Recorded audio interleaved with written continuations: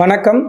நான் உங்களுடைய ஆத்ம நண்பன். நாளும் கோளும் நன்னிலை பொருந்திய இந்த நன்னாளில் எல்லோருடைய வாழ்க்கையிலும் நிம்மதி, திருப்தி, சந்தோஷத்துடன் கூடிய செல்வ செழிப்பான வாழ்க்கை வாழ பரிபூரணத்துவமான வாழ்த்துக்கள். குரோதி வருடம் சித்திரை மாதம் 18ஆம் நாள், ஆங்கில தேதி மே 1ஆம் தேதி அன்று புதன்கிழமை, திருவோண நட்சத்திரம், கிருஷ்ணபட்ச அஷ்டமி அன்று மதியம் சுமார் 12:48 மிதுன ராசிக்கு 11ஆம் இடத்துல சஞ்சாரம் பண்ணிகிட்டு இருக்கக்கூடிய குரு ரிஷப ராசியில் சஞ்சரிக்க போகிறார். அப்போ மிதுன ராசிக்கு 12ஆம் இடத்துல குரு வரும் பொழுது மிதுன ராசி என்பவர்களுக்கு இந்த குரு பயிற்சி எப்படிப்பட்ட பலன்களை கொடுக்கணும்னு பார்த்துடலாங்க. மிருகசீரிட நட்சத்திரம் 3ஆம் பாதம் 4ஆம் பாதத்தில் பிறந்தவங்க, திருவாதிரை நட்சத்திரம் 1, 2, 3, 4 பாதத்தில் பிறந்தவங்க, புனர்பூச நட்சத்திரம் 1, 2, 3ஆம் பாதத்தில் பிறந்தவங்க, இந்த 9 பாதத்தில் பிறந்தவங்களும் மிதுன ராசி என்பவர்கள். மிதுன ராசி என்பவர்களை பொறுத்த வரைக்கும் காலபுருஷனுக்கு 3ஆவது ராசியாக இருக்கிறனாலையும் உங்கள் ராசியோட அதிபதி புதனாக இருக்கிறனாலையும் புத்திசாலித்தனமும் சாதுரியமான பேச்சு திறமை இயல்புலையும் உங்களுக்கு உண்டு. உங்களை பொறுத்த வரைக்கும் எந்த ஒரு காரியத்தையும் நுணுக்கமாக புத்தியை கொண்டு வாழ்க்கையில் ஜெயிக்கக்கூடிய வல்லமை இருக்கிறனால சாதுரியமாக ஜெயிச்சே தருவீங்க. உடல் உழைப்பை விட புத்திசாலித்தனம் ஜாஸ்தி இருக்கக்கூடிய மனிதர்களை பொறுத்த வரைக்கும் மிதுன ராசி என்பவர்களாக இருப்பாங்க. ஒரு மனிதனோட வாழ்க்கையில் ஒரு வருடம் முழுவதும் எப்படிப்பட்ட பலன்களை அனுபவிப்பாங்கன்னு தெரிஞ்சுக்கிறதுக்காக வருடக்கோள்களை வச்சு தான் இந்த குரு பயிற்சி, சனி பயிற்சி, ராகு கேது பயிற்சியை கணிக்கிறோம். குருவை வச்சு குரு பயிற்சி, சனியை வச்சு சனி பயிற்சி, ராகு கேது வச்சு ராகு கேது பயிற்சியை கணிக்கிறோம்.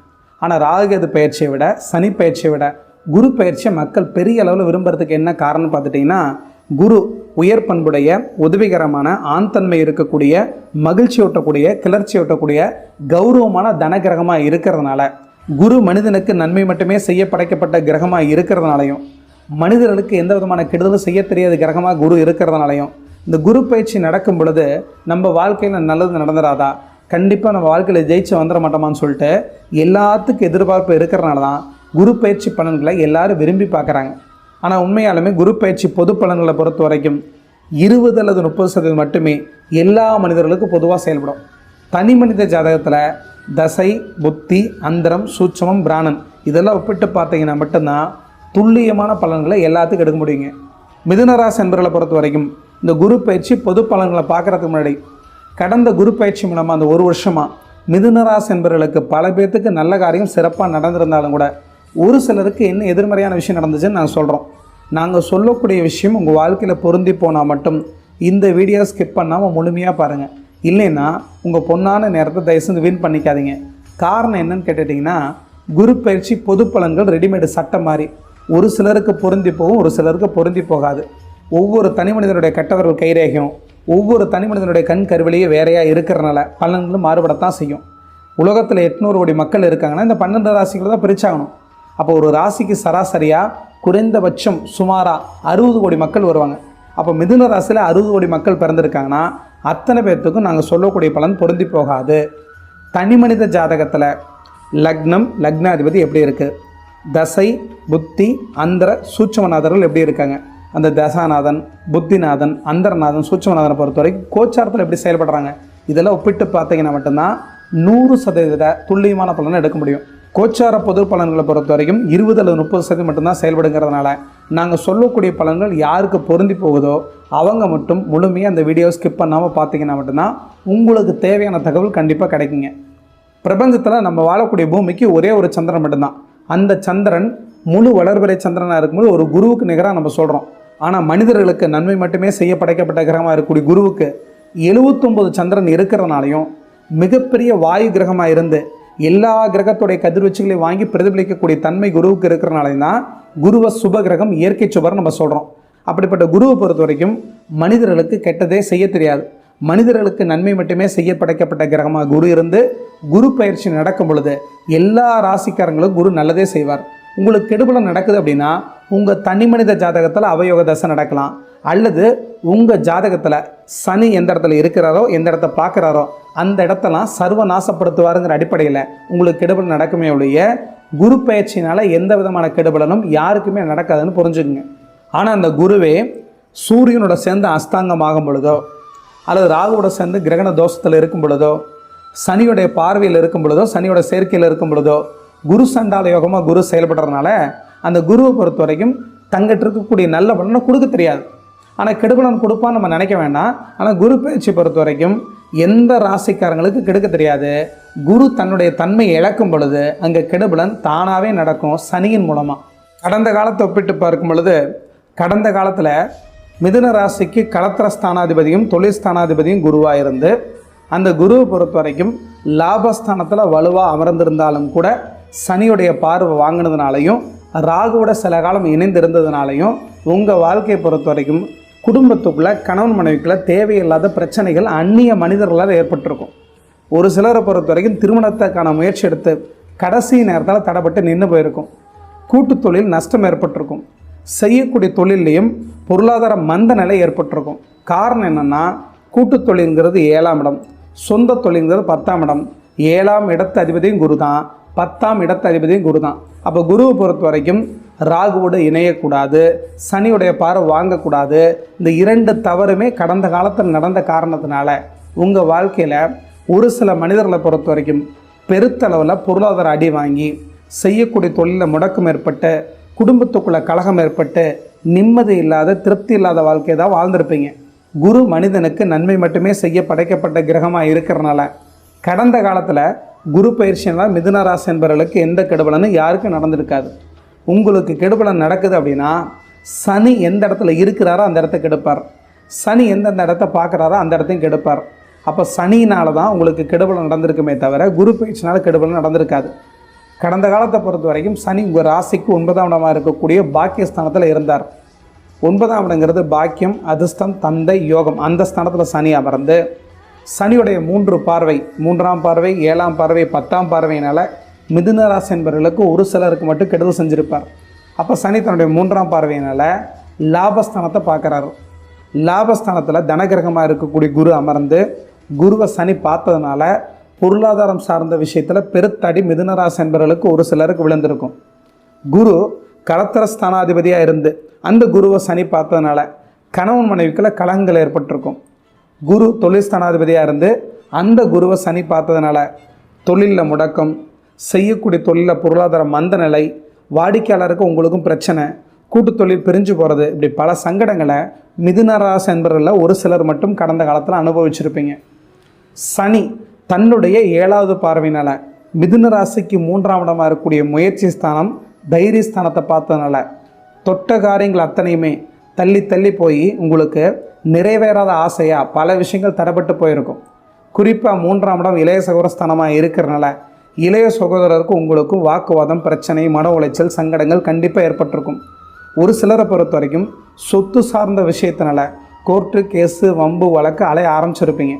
அப்போ சனியை பொறுத்த வரைக்கும் 7வது பார்வையினால் தைரியஸ்தானம், முயற்சி, முன்னேற்ற ஸ்தானத்தை பார்த்து இளைய சகோதரஸ்தானத்தை பார்த்ததுனால இது எல்லாமே கடந்த காலத்தில் பெரிய அளவில் சங்கடத்தை உங்களுக்கு ஏற்படுத்தியிருக்கும். சனி தன்னுடைய 10ஆம் பார்வையினால் உங்கள் ராசிக்கு 6ஆம் இடத்தை பார்க்குறார். 6ஆம் இடங்கிறது எதிரி, கடன், வம்பு, வழக்கு, பிரச்சனை, வியாதி, ஜெயில் இதெல்லாம் உங்களுக்கு இல்லாமல் இருந்தாலும் கூட ஒரு சிலரை பொறுத்த வரைக்கும் அடுத்தவங்களுக்கு ஜாமீன் போட்டு சிக்கிறது, சீட்டு போட்டு பணத்தை ஏமாறுறது, ஒரு சிலருக்கு உங்கள் பணத்தையும் உதவிங்கிற பேரில் பணத்தை கொடுத்துட்டு பணத்தை வாங்கும் போது மிகப்பெரிய சங்கடம் உருவாகிறது. இப்படி பல விஷயத்தை மிதுன ராசி என்பவர்கள் கடந்த காலத்தில் அனுபவிச்சிருப்பீங்க. கடந்த ஒரு வருடமாக மிதுன ராசி என்பவர்களுக்கு சனி எந்த இடத்துல இருக்கிறாரோ அந்த இடத்தையும் சர்வ நாசம் ஏற்படுத்துவார், எந்த நேரத்தை பார்க்குறாரோ அந்த இடத்தையும் கெடுப்பார். அப்போ மிதுன ராசி என்பவர்களுக்கு சனி தன்னுடைய 3ஆம் பார்வை, 7ஆம் பார்வை, 10ஆம் பார்வையினால் மிதுன ராசிக்கு லாபஸ்தானத்தையும், மிதுன ராசிக்கு 3ஆம் இடமாக இருக்கக்கூடிய முயற்சி ஸ்தானத்தையும், மிதுன ராசிக்கு 6ஆம் இடமாக இருக்கக்கூடிய சத்துருஸ்தானத்தையும் பார்க்கறதுனால இந்த பாவத்தின் வழியாக சங்கடத்தையும் வலி வேதனையும் ஒரு சிலருக்கு கண்டிப்பாக ஏற்படுத்தியிருப்பார். இப்போ குரோதி ஆண்டு வரக்கூடிய குரு பயிற்சி பலன்களை பொறுத்த வரைக்கும் மிதுன ராசிக்கு மிக மேன்மையான நல்ல பலன் மட்டுமே கண்டிப்பாக கொடுக்க போகுதுங்க. காரணம் என்ன அப்படின்னு கேட்டுட்டிங்கன்னா, மிதுன ராசிக்கு பாதகாதிபதியாக இருந்து அந்த பாதகஸ்தானத்துக்கு 6ஆம் இடத்துல மறையிறதுனாலையும் உங்கள் ராசிக்கு 12ஆம் இடத்துல மறையிறதுனாலையும் உங்கள் வாழ்க்கையில் கணவன் மனைவிக்குள்ள பிரச்சனையோ பிரிவினையோ இருந்தால் இந்த காலத்தில் ஒன்று சேர்ந்து வாழ போகிறீங்க. திருமணமாகாத இளைஞர்கள், இளப்பெண்களுக்கு நல்ல முறையில் திருமண வாழ்க்கை நடக்க போகுது. குழந்தை இல்லாத தம்பதியருக்கு குழந்தை பாக்கியம் கிடைக்க போகுது. என்ன காரணம் அப்படின்னு பார்த்தீங்கன்னா, 7ஆம் இடம் களத்திர ஸ்தானாதிபதி குரு. கடந்த காலத்தில் சனியுடைய பார்வைக்கு உட்பட்டதுனால கணவன் மனைவிக்குள்ள கலகங்கள், பிரச்சனைகள், சங்கடங்கள் ஏற்பட்டிருந்தாலும் கூட குரு சனியை விட்டு விலகி வரும் பொழுது இந்த பிரச்சனைகள்லாம் தீர்ந்து கணவன் மனைவி ஒற்றுமையாக வாழ போகிறீங்க. அந்த குரு தான் உங்கள் ஜாதகத்தில் தன கிரகமாக இருக்கிறதுனால பொருளாதார மேன்மை நோக்கி போகக்கூடிய காலமாக அந்த காலம் இருக்க போகுது. குரு எந்த பாவகிரகத்தோட தொடர்பும் இல்லாமல் குரு வலயமாக இருக்கக்கூடிய சுபருடைய சுக்கிரன் வீட்டில் ஸ்திரமாக இருக்கிறதுனால நிலையான வருமானம் வரக்கூடிய காலமாக இந்த குரு பயிற்சி மிதுன ராசி என்பவர்களுக்கு இருக்க போகுது. புத்திரகாரகன் குருவாக இருந்து கடந்த காலத்தில் சில காலம் ராகுவோட சேர்ந்திருந்து சனியுடைய பார்வை வாங்கினதுனால குழந்தைகளுக்கான முயற்சி எடுத்து கடந்த வருஷத்தில் தள்ளி போய் குழந்தை கிடைக்காம இருந்துச்சுன்னா இந்த குரு பயிற்சி பலன்கள் மூலமாக மிதுன ராசி என்பவர்களுக்கு புத்திர பாக்கி நல்ல முறையில் கிடைக்க போகுது. குரு எந்த பாவகிரகத்தோட தொடர்பும் இல்லாமல் சுபரோட சுக்கிரன் வீட்டில் இருக்கிறதுனால நல்ல முறையில் குழந்தை பாக்கியம் கிடைக்கும். ஒரு சிலருக்கு செயற்கை கருத்தறுத்தல் மூலமாக முயற்சி எடுத்து குழந்தை பெற்றுக்கணும்னு நினச்சிங்கன்னா இந்த காலகட்டம் இந்த குரு பயிற்சி சிறப்பான காலமாக இருக்கிறனால அதற்கான முயற்சி எடுத்திங்கன்னா பரிபூர்ணமாக குழந்தை பாக்கியம் மிதுன ராசி என்பவர்களுக்கு கிடைச்சே தேருங்க. மிதுன ராசிக்கு 12ஆம் இடம் விரயஸ்தானம். விரயஸ்தானமாக இருக்கக்கூடிய அந்த இடத்துல குரு சஞ்சரிக்கும் பொழுது உங்கள் குடும்பத்துக்குள்ளே சுபகாரியங்கள் சுப நிகழ்ச்சிகளுக்காக சுப விரயம் பண்ண போகிறீங்க. ஏதோ ரூபத்தில் வீடு கட்டுறதுக்காக, நிலபலங்கள் பிடிக்கிறதுக்காக, வாகனம் வாங்குறதுக்காக, திருமணம் நல்ல காரியங்களுக்காக சுப செலவு பண்ணுறதுக்காக உங்களுக்கு பணம் கிடைக்கும். சுப காரியங்கள் செய்கிறதுனால சுப விரயங்கள் ஏற்படக்கூடிய காலமாக இந்த குரு பயிற்சி மிதுன ராசி என்பவர்களுக்கு இருக்க போகுது. மிதுன ராசிக்கு 12ஆம் இடத்துல சஞ்சாரம் பண்ணக்கூடிய குரு தன்னோட 5வது பார்வையினால் மிதுன ராசிக்கு 4ஆம் இடத்தை பார்க்கறதுனால 4ஆம் இடம் தான் தாய் ஸ்தானம். படிப்பு, வீடு, வாகனம், நிலம், ஒழுக்கம், மார்பு ஸ்தானம்.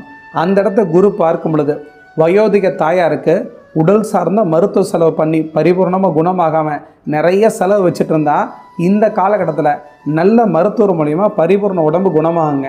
4ஆம் இடம் கல்வி ஸ்தானமாக இருக்கிறனால குழந்தைகளை பொறுத்த வரைக்கும் உயர்ந்த மதிப்பெண் எடுப்பாங்க. குறிப்பாக மருத்துவம், இன்ஜினியரிங், ஆடிட்டிங் சார்ந்த துறையில் படிக்கணும்னு நினைக்கக்கூடிய இளைஞர்கள், இளம்பெண்களுக்கு உயர்ந்த மதிப்பெண் கிடைக்கும். நீட் எக்ஸாமில் பாஸ் பண்ணி மருத்துவத்துறைகளை போய் சாதிக்க போகிறீங்க. 4ஆம் இடம் நிலபல ஸ்தானமாக இருந்து வாகன ஸ்தானமாக இருந்து அந்த இடத்த குரு பார்க்குறதுனால வாகனம் வாங்கிறதுக்காக, நிலபலங்கள் பிடிக்கிறதுக்காக, வீடு கட்டுறதுக்காக, வீடு வாங்கிறதுக்காக லோன் கிடைக்கும். அப்போ குருவை பொறுத்த வரைக்கும் 4ஆம் இடத்தை பார்க்கறதுனால வீடு மனையால் ஆதாயம் கண்டிப்பாக மிதுன ராசி என்பவர்களுக்கு கிடைக்கும். குரு தன்னுடைய 7வது பார்வையினால் மிதுன ராசிக்கு சத்துருஸ்தானமாக இருக்கக்கூடிய துருஸ்தானத்தை குரு பார்க்கறதுனால 6ஆம் இடம் தான் எதிரி, கடன், வம்பு, வழக்கு, பிரச்சனை, வியாதி, ஜெயில். அந்த இடத்த குரு பார்க்கும் பொழுது கெடுபலன் அத்தனையும் குறைந்து நல்ல பலனாக மாறி நடக்க போகுது. கடந்த காலத்தில் எதிர்ப்பு இருக்குது, வம்பு வழக்கு பிரச்சனை சந்திச்சிட்ருக்கிறீங்க, கோர்ட்டு கேஸ்னு அலைஞ்சிட்ருக்கிறீங்க அப்படின்னா இந்த காலகட்டத்தில் குரு பயிற்சி மூலயமா சுமூக தீர்வு உங்களுக்கு கிடைக்க போகுது. எதிரிகள் விலகி போயிடுவாங்க.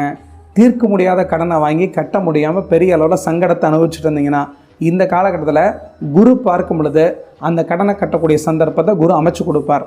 6ஆம் இடம் வியாதிஸ்தானமாக இருந்து நீண்ட நெடிய நாட்களாக மருந்து சாப்பிட்டுட்டு இருக்கிறீங்க, பரிபூர்ண உடம்பு குணமாகலை அப்படின்னா இந்த காலகட்டத்தில் நல்ல மருத்துவர் மூலிமா பரிபூர்ண உடம்பு குணமாகுங்க.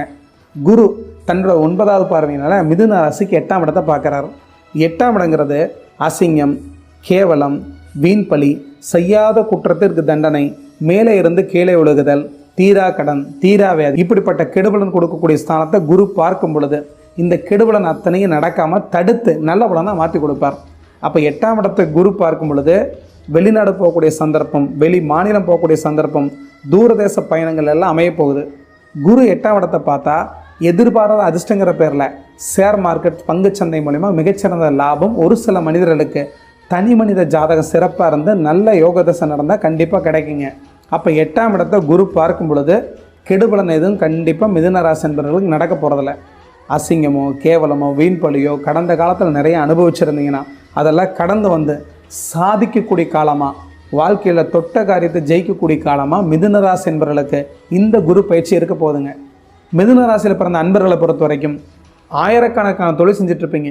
அப்போ உங்களுக்காக எந்தெந்த தொழில் செய்கிறவங்களுக்கு இந்த வருடத்தில் சிறப்பாக இருக்குங்கிறதுக்காக ஒரு வீடியோ போடலாம்னு நினச்சா 3/4 மணி நேரம் 1 மணி நேரம் ஓடும். எல்லோரும் விரும்பி பார்க்க மாட்டாங்க. அதனால் அந்த எண்ணத்தை கைவிட்டுட்டோம். உங்களை பொறுத்த வரைக்கும் உங்களுக்கு ஏதாவது சந்தேகம் கேட்கணும் அப்படின்னு தோணுச்சுன்னா பிறந்த தேதி, பிறந்த நேரம், உங்களுடைய கேள்வியை தொழில் சார்ந்த விஷயத்துக்கு மட்டும் டைப் பண்ணி அனுப்புனீங்கன்னா கட்டாயம் உங்களுக்கு பதில் கொடுப்போம். ஆனால் உங்களுக்கு பதில் கொடுக்குறதுல சற்று தாமதம் ஏற்படலாம். என்ன காரணம் அப்படின்னா நாங்கள் ஒருத்தர் மட்டுமே வீடியோ எடுக்கிறோம், வீடியோ எடிட் பண்ணுறோம், வீடியோ போஸ்ட் பண்ணுறோம், கமெண்ட்டுக்கு பதில் கொடுக்குறதுனால உங்களுக்கு பதில் கிடைக்கிறதுல சற்று தாமதம் ஏற்படலாம். ரொம்ப நன்றிங்க. அடுத்த பதில் சந்திக்கிறாங்க. வணக்கங்க.